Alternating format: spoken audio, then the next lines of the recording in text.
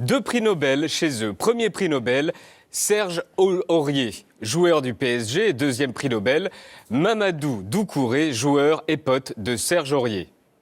C'est samedi soir, normalement il fait nuit dans ton night, on est ensemble ma gueule.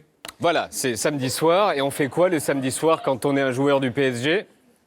Monte ta bite, c'est la bite à ton père, je vais montrer, fils de pute. Va. Ces gens-là, 3 jours avant un match décisif, sont trahis. Mais je vous dis, les sanctions, c'est des vraies sanctions pénales. Ils devraient aller en prison.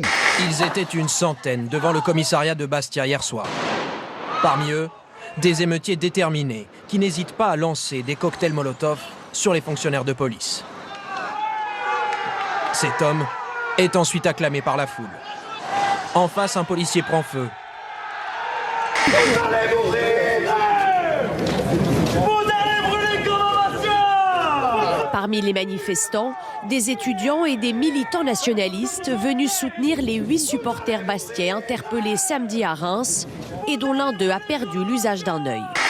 La France, notre pays, est en état de pré-explosion parce que l'État n'existe plus.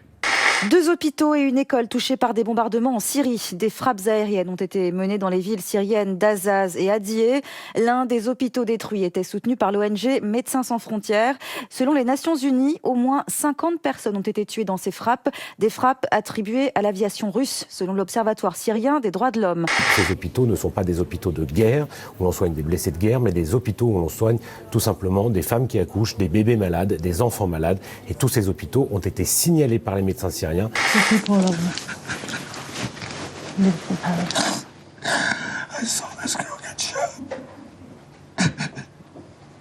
truc que j'entends, c'est sur la déchéance, l'histoire de la déchéance nationale. Je dis, bah putain, depuis le 7 janvier 2015, c'est ça. Un symbole qui, à mon sens perso, je crois que c'est pas la vie de tout le monde, qui sert à rien. C'est ça. Vous avez un problème de moteur et vous occupez de la couleur de la banquette. Enfin, je comprends rien, quoi.